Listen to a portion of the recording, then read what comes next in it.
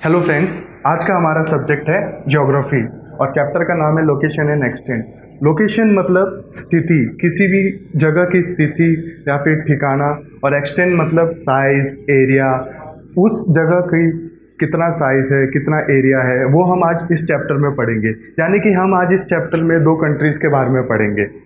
उससे पहले मैं आपको कुछ क्लूज दूंगा, और जैसे कि स्क्रीन में दो कंट्रीज के फ्लैग है, उसमें से उन क्लूज से आपको बताना है कि वो दो फ्लैग्स कौन से कंट्रीज के हैं। जैसे कि फर्स्ट फ्लैग है, उसके लिए पहला क्लू है दुनिया का सबसे ज़्यादा दुनिया का दूसरा सबसे ज़्यादा जनसंख्या वाला ये कंट्री है। और उसका सेकंड क्लू है कि स्पाइसेस यानी मसालों के लिए सबसे ज़्यादा सुप्रसिद्ध है पूरे विश्व में। और इसका तीसरा क्लू है कि यहाँ पे क्रिकेट सबसे जाना माना खेल है। जैसे कि दूसरे फ्लैग्स के क्लू है सांबा, जो कि एक डांस फॉर्म है। ये इस कंट्री का सबसे फेमस डांस फॉर्म है। दूसरा, इस कंट्री को कॉफ़ी पॉट भी बोला जाता है क्योंकि यहाँ पे सबसे ज़्यादा कॉफ़ी का प्रोडक्शन होता है।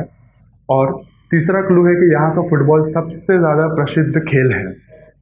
चलिए, तो आज हम पढ़ते हैं नेम ऑफ द कंट्री। जैसे कि नेम ऑफ द कंट्री, पहला फ्लैग इंडिया कंट्री का है और दूसरा ब्राज़ील का है।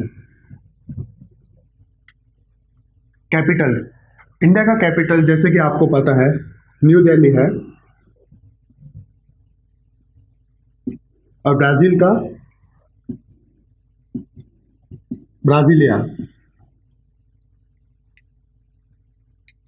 अब हम पढ़ेंगे location, extent and boundaries. Location मतलब जैसे कि हमने आपको अपने इंट्रोडक्शन में बताया कि लोकेशन मतलब किसी भी जगह की स्थिति, यानी कि ग्लोबल मैप में इंडिया कहाँ पे स्थित है, इंडिया का लोकेशंस, इंडिया किस जगह स्थित है, इंडिया के आजू बाजू क्या है। उसी तरह ब्राज़ील के आजू बाजू क्या है, ब्राज़ील की स्थिति कौन से एंगल पे, कौन से लॉन्गिट्यूड पे, कौन से लैटिट्यूड पे स्थित है।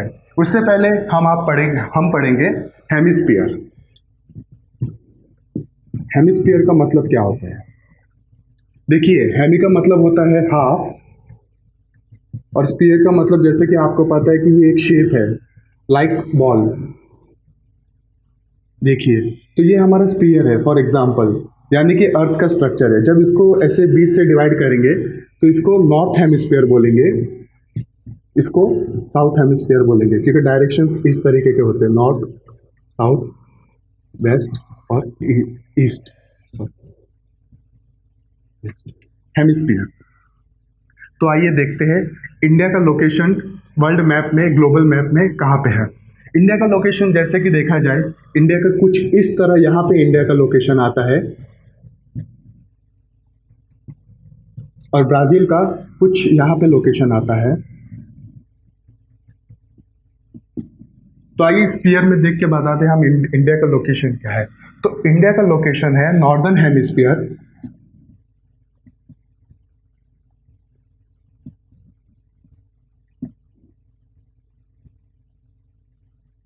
And eastern hemisphere.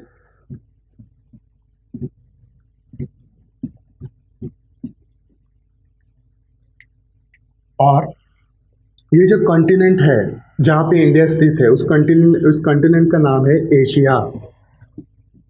तो एशिया के जरिए देखा जाए तो इंडिया एशिया के साउदर्न पार्ट में आता है। तो साउदर्न पार्ट ऑफ एशिया, यानी इंडिया एशिया के साउथ में स्थित है। वैसे ही ब्राज़ील का देखा जाए तो ब्राज़ील एक्चुअली इस तरीके से होता है, यानी कि इसका मेजर पार्ट, यानी कि इसका माइनर पार्ट नॉर्दर्न हेमिस्फीयर में है, उसी तरीके से मेजर पार्ट साउदर्न हेमिस्फीयर में है। तो ब्राज़ील का लोकेशन और एक्सटेंट क्या आएगा?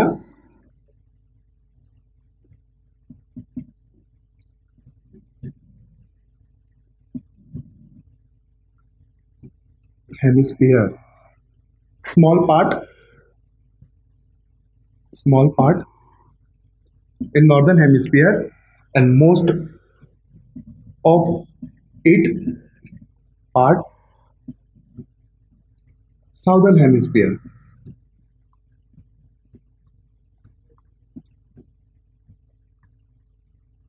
यानी इसको हम ईस्टर्न हेमिस्फीयर भी बोल सकते हैं, क्योंकि आप जैसे कि देख रहे हैं ये ईस्टर्न नहीं, वेस्टर्न हेमिस्फीयर।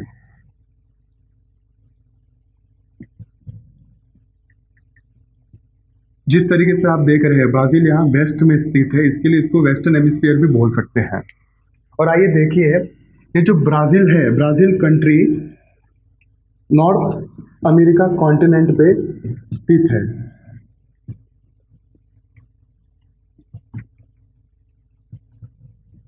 इसके लिए कॉन्टिनेंट वाइज देखा जाए तो ये नॉर्थ अमेरिका के साउदर्न पार्ट में है।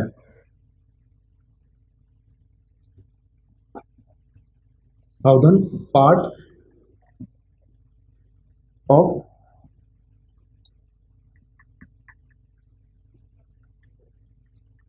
South America.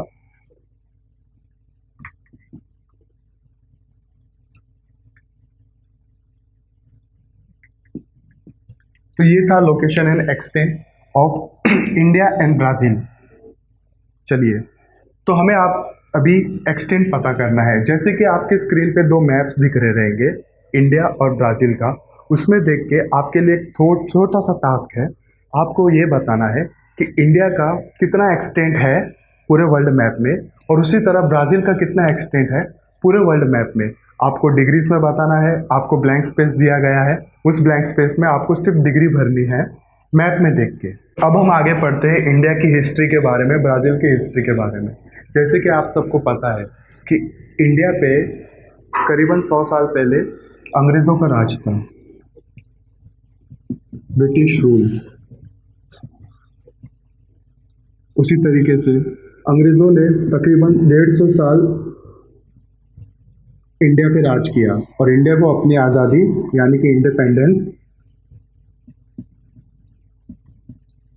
1947 में मिली, यानी कि 150 साल बाद। 150 साल तक अंग्रेज़ों ने हमारे ऊपर बहुत ही जुर्म ढाए, 150 साल बाद जाके इंडिया को आज़ादी मिली। उसी तरीके से इंडिया में बहुत सी तकलीफ़ें आई, जिस तरीके की 3 वार्स, फेमाइन सिचुएशन। यहाँ दोस्तों फेमाइन्स का मतलब होता है भूखमरी।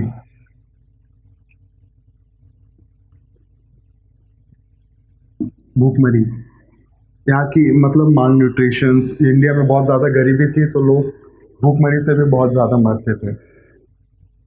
इस तरीके की बहुत सी ऐसी कठिनाइयाँ आई इंडिया में इंडिपेंडेंस के बाद। आज के तारीख में इंडिया सबसे मेजर डेवलपिंग कंट्री कहा जाता है, क्योंकि ये बहुत तेज़ी से ग्रोथ कर रहा है और फास्टेस्ट ग्रोइंग इकोनॉमी भी इंडिया की ही है। और सबसे बड़ी बात, इंडिया में यूथ का पॉपुलेशन सबसे ज़्यादा है। यूथ यानी कि age group between 20 to 40, approximately 40 years सबसे ज़्यादा यूथ पॉपुलेशन है। इसके लिए इंडिया को यंग कंट्री भी बोला जाता है। तो आइए हम अब ब्राज़ील के बारे में पढ़ते हैं। जिस तरह इंडिया में अंग्रेज़ों का राज था, उस तरह ब्राज़ील में पोर्तुगीज़ लोगों का राज था।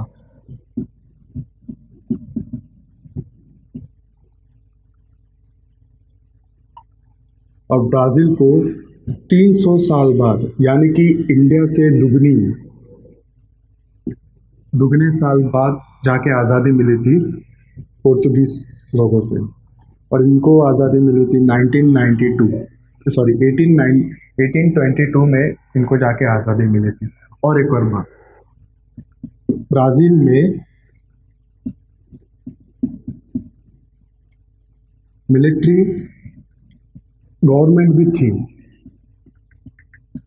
और इन्होंने तकरीबन 1930 से लेके 1985, यानी कि 55 years, more than half century राज किया था। ब्राज़ील आज की तारीख में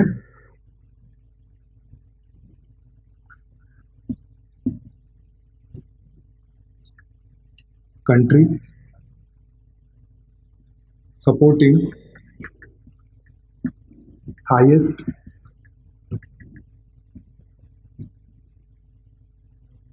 इकोनॉमी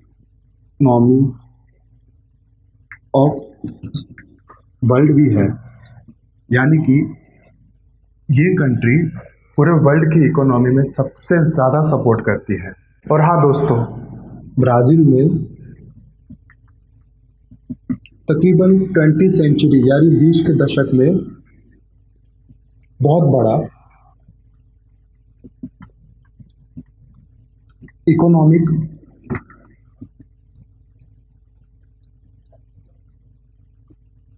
बर्डन भी आया था, बहुत बड़ा इकोनॉमिक बर्डन।